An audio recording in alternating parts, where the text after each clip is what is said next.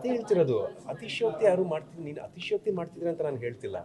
ಆದರೆ ಹೆಚ್ಚು ಹೆಚ್ಚು ಅದನ್ನೇ ಹೇಳಿದ್ದನ್ನೇ ಹೇಳಿದಾಗ ಅಲ್ಲಿ ಬದಲಂತೂ ಆಗೋದಿಲ್ಲ, ಬದಲಾವಣೆ ಅಂತೂ ಆಗೋದಿಲ್ಲ. ಏನಾಗಿದೆ ಆ ಕೆಲಸ ಆಗೋಗಿದೆ.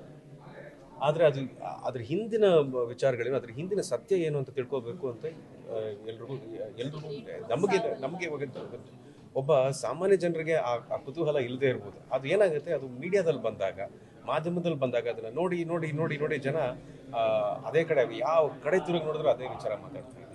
ಆದರೆ ಇನ್ನೂ ಬೇರೆ ಬೇರೆ ಒಳ್ಳೆ ವಿಚಾರಗಳು ಆಗಿರುವಂಥ ಪರಿಸ್ಥಿತಿನೂ ಇದೆ, ಬೇರೆ ಬೇರೆ ಸಾಧನೆಗಳು ಮಾಡಿರುವಂಥ ಪರಿಸ್ಥಿತಿನೂ ಇದೆ. ಅದನ್ನು ಕೂಡ ಜನರಿಗೆ ತಲುಪಿಸಬೇಕಾಗಿರುವಂಥ ಜವಾಬ್ದಾರಿ ನಮಗೆಲ್ರಿಗೂ ಇದೆ ಅಂತ ನಾನು ಹೇಳಕ್ಕೆ ರೆಸ್ಪಾನ್ಸಿಬಿಲಿಟಿ ಇರುತ್ತೆ ಸರ್. ಬಟ್ ಒಬ್ಬ ಪ್ರಭಾವಿ ಇನ್ನೊಂದು ಜೀವ ಹೋಗಿರುತ್ತಲ್ಲ ಸರ್, ಅದು ಯಾವ ರೀತಿಯಲ್ಲಿ ತಗೊಳ್ಬೋದು? ಸರ್ ಈಗ ಯಾವುದೋ ಒಂದು ಮೆಸೇಜಿಗೆ ಒಂದು ಈ ಥರದ ಒಂದು ಘಟನೆ ಆಗ್ಬಿಡುತ್ತೆ ಅಂತಂದ್ರೆ ಯಾವುದೋ ಒಂದು ಘಟನೆ ನಡೆದಿದೆ.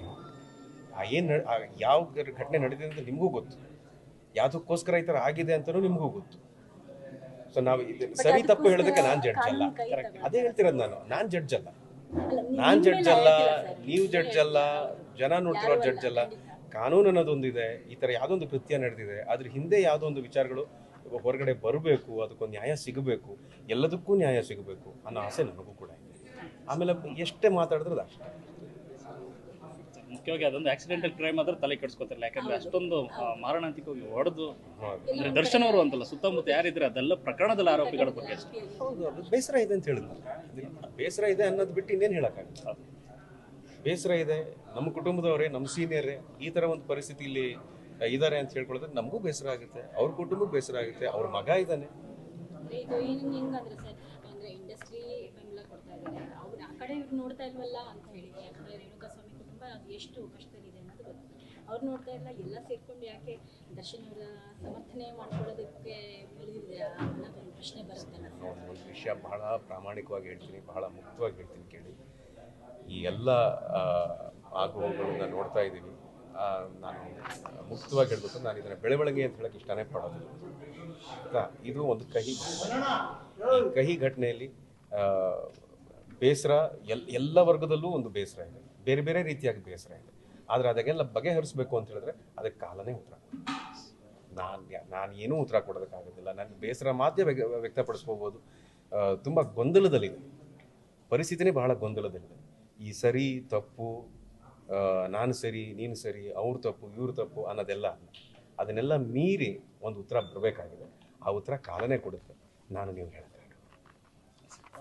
ಮತ್ತೊಂದು ಸಿನಿಮಾ ಈಗ ಮಿಲನ ಪ್ರಕಾಶ್ ಮಾಡ್ತಿದ್ದ ಸಣ್ಣ ಕುಟುಂಬದವ್ರೆ, ಆ ಸಿನಿಮಾದ ತುಂಬ ನೋವಲ್ಲಿ ದೊಡ್ಡ ಕಷ್ಟ ಅಲ್ವಾ, ಮುಂದಕ್ಕೆ ಹೇಗಪ್ಪ ಅನ್ನೋ ಒಂದು ಚಿಂತಾಜನಕ ಪರಿಸ್ಥಿತಿ ಅದು. ಅದು ಯಾವ ರೀತಿ ಅವರು ನಿರ್ಧಾರ ತಗೋತಾರೆ, ಏನು ಎತ್ತ ಅನ್ನೋದು ಅವ್ರಿಗೆ ಬಿಟ್ಟಿದೆ. ಸರ್, ಅದೇ ಇಂಡಸ್ಟ್ರಿಯಲ್ಲಿ ಒಳ್ಳೊಳ್ಳೆ ಸಿನಿಮಾಗಳು ಬರ್ತಾ ಇಲ್ಲ, ಬಂದರೂ ಕೂಡ ಅದು ನಿಂತ್ಕೊಳ್ತಾ ಇಲ್ಲ, ಈ ಥರದ್ದೊಂದು ಒಳ್ಳೆ ಸಿನಿಮಾ ಬರಬೇಕು. ಜನ ಥಿಯೇಟ್ರಿಗೆ ಬರ್ತಿಲ್ಲ ಅನ್ನೋ ಮಾತನ್ನು ನಾನು ಯಾವತ್ತೂ ನಂಬ್ದವನಲ್ಲ. ಒಳ್ಳೆ ಸಿನಿಮಾ ಮಾಡಿದಾಗ ಜನ ಥಿಯೇಟ್ರಿಗೆ ಬಂದೇ ಬರ್ತಾರೆ. ಸೊ ನಮ್ಮ ಕೆಲಸ ಏನಿದ್ರು, ನಮ್ಮ ಕಾಯಕ ಏನಿದ್ರು, ಒಳ್ಳೆ ಕಥೆ ಬರೀಬೇಕು, ಒಳ್ಳೆ ಪಾತ್ರಗಳನ್ನ ಬರೀಬೇಕು, ಒಳ್ಳೆ ಸಿನಿಮಾ ಮಾಡಬೇಕು, ಅದನ್ನು ಜನರಿಗೆ ತೋರಿಸ್ಬೇಕು. ಜನ ಕಾಯ್ತಾ ಇದ್ದಾರೆ. ಒಂದು ಒಳ್ಳೆ ಸಿನಿಮಾ ಬೇಕು, ಒಂದು ಒಳ್ಳೆ ಕಥೆ ಬೇಕು. ಒಂದು ಸ್ವಲ್ಪ ಜಿಗ್ಡಿದ್ರು ಒಳಗೆ ಜನ ಹತ್ತು ಬಿಡ್ತಾರೆ. ಇವಾಗ ಒಂದು ಸ್ವಲ್ಪ ಕಚ್ಗಳಿಗೆ ಕೊಟ್ಟರೆ ನಕ್ಕು ಬಿಡ್ತಾರೆ. ಇವಾಗ ಆ ಪರಿಸ್ಥಿತಿಲಿದ್ದಾರೆ. ಅವ್ರಿಗಿರೋವಂಥ ಬ್ಯುಸಿ ಲೈಫ್ ಆಗಲಿ, ಇವಾಗ ಪರಿಸ್ಥಿತಿ ಆಗಲಿ, ಎಲ್ಲವೂ ಕೂಡ ಜನರು ಎಂಟರ್ಟೈನ್ಮೆಂಟಿಗೆ ಕಾಯ್ತಾರೆ. ಆದರೆ ಅದನ್ನು ಕೊಡೋವಂಥ ಸಾಹಸ ನಾವು ಮಾಡಬೇಕು.